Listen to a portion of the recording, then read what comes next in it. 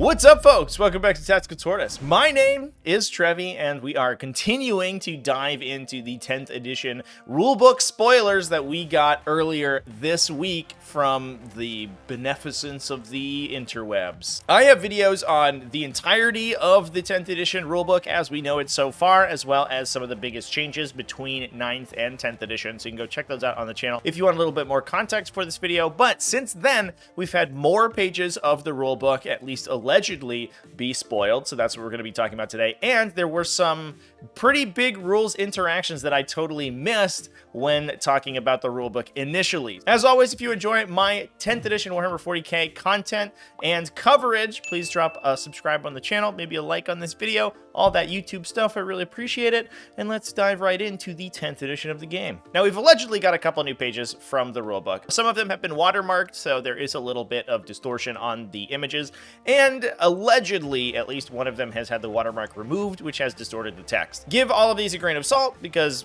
they are pretty muddy, so there is certainly an expectation that they may be fabrications, but we're going to talk about them anyway. The first one gives us some very basic terms, and this is basically identically from the 8th edition rulebook. We see a definition for engagement range and get the confirmation that engagement range is still 1 inch and 5 inches vertically, just like it was in 8th edition. Otherwise, the rest of the definitions on this page are basically identical. The measuring distances section does specify that measuring between models uses their bases. If a model does not have a base, you use any part of the model. However, the hull measurement definition is not included here, which is just the term in 9th edition for measurement to a model rather than its base. More importantly, though, in this section, we do have a definition for unit coherency, and unit coherency has changed slightly from 9th edition. It still uses the same mechanic where models in a unit must be within 2 inches of each other unless the unit is of a specified size, and then you must be within 2 inches of 2 other models from the unit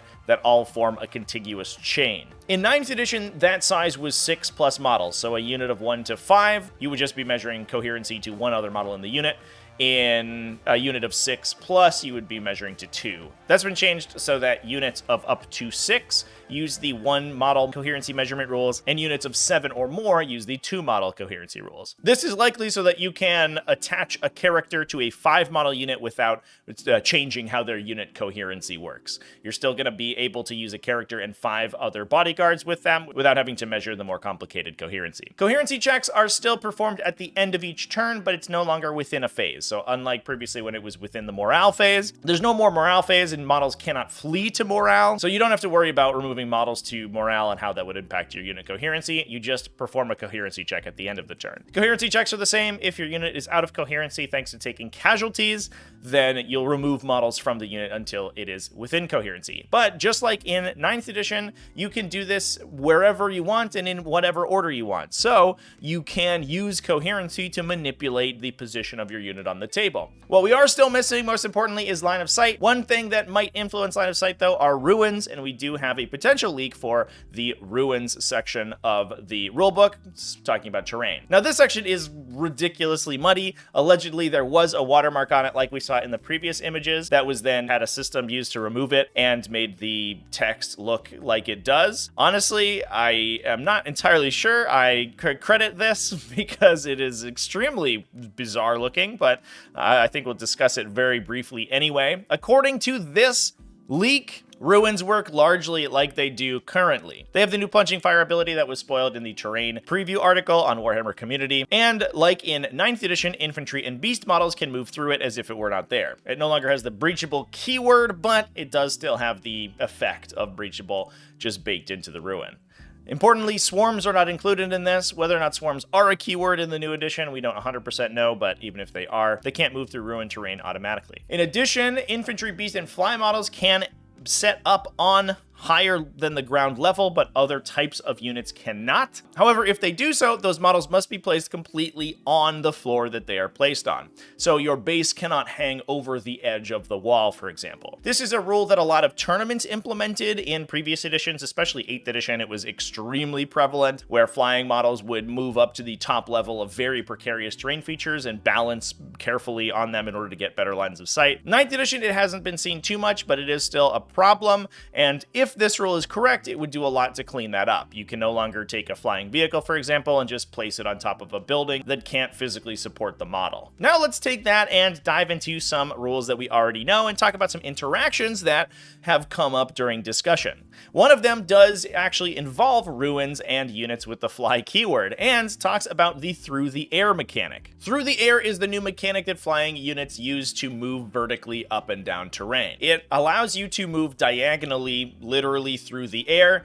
up to a higher or lower point on the battlefield that you're moving to. However, it only comes into play when the model is completing its move. So, while it might make sense that a unit could fly up and down over an intervening ruin or something similar, you only get to measure vertically when that model is landing or taking off from the ruin. So the fly keyword is significantly less powerful in this edition than it was previously, since it effectively doesn't allow you to travel over terrain. You would still have to measure the vertical distance of climbing over that terrain if you are ending your movement on the ground level where you started. Unlike in previous editions where fly units could move over intervening walls and terrain features without penalty, this makes the fly keyword only super useful for moving over other models and moving up to or down from terrain features. Flying infantry likely won't change very much because they will already be able to, assuming that the other page is correct, move through intervening ruins without penalty, but flying monsters and vehicles are significantly depowered and will likely just move like normal vehicles until it comes to the charge phase when they can charge over other models. They can also move over other monsters and vehicles that they wouldn't normally be able to,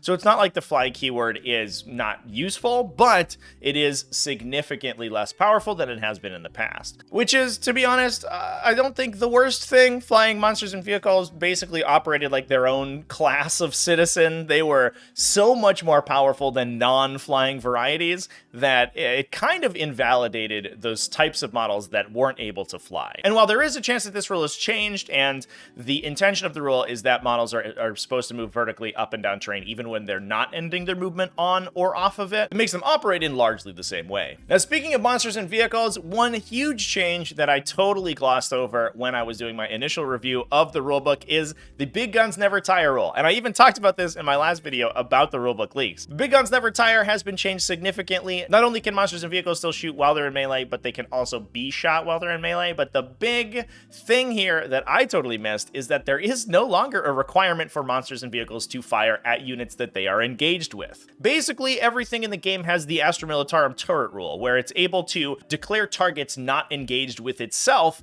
with its turret weapons, even if those weapons are blast and even if it's in melee. It will still suffer the -1 to hit penalty for shooting while engaged. That's across all of its different weapon types, and it can't fire blast weapons at units that are engaging friendly models, including itself. So not only can you not fire blast weapons into melee, you also can't fire them into a melee that you are engaged in. However, you can declare other targets elsewhere on the battlefield that you have line of sight to, even if somebody's banging on your hull. Arthur, get out of the tank.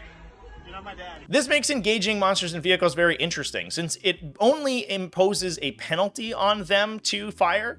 However, it still allows you to fire into melee with them, so if you end up not killing them in a previous fight phase, for example, you can still shoot at that vehicle and try to extricate yourself. With the changes to falling back in Desperate Breakout tests as well, if you wrap that vehicle and they're forced to fall back, they can move over your models, but they may actually just straight up die thanks to the Desperate Breakout tech. This definitely feels like the addition for monsters and vehicles, and the ability to shoot while engaged is certainly pointing at that as well. Engaging these models no longer prevents them from shooting or forces them to fall back. They'll get a penalty imposed, and their targeting is a little bit restricted, but they're no longer entirely shut down. Last but certainly not least, we'll talk about charges, and I will caveat this discussion by saying that this is likely a rule that will get errata. Now, there are a couple of requirements to making a successful charge. One of them is that you have rolled the adequate distance to get yourself within engagement range of a target. The other requirement is that if you are able to get base-to-base contact with your target, then you must do so. However, the requirement to actually enter engagement range is not there. If you don't roll the sufficient amount to get base-to-base with the target unit, you don't have to get base-to-base. And as long as the number that you rolled is enough to get you in engagement range, the charge is successful, regardless of actually where you move.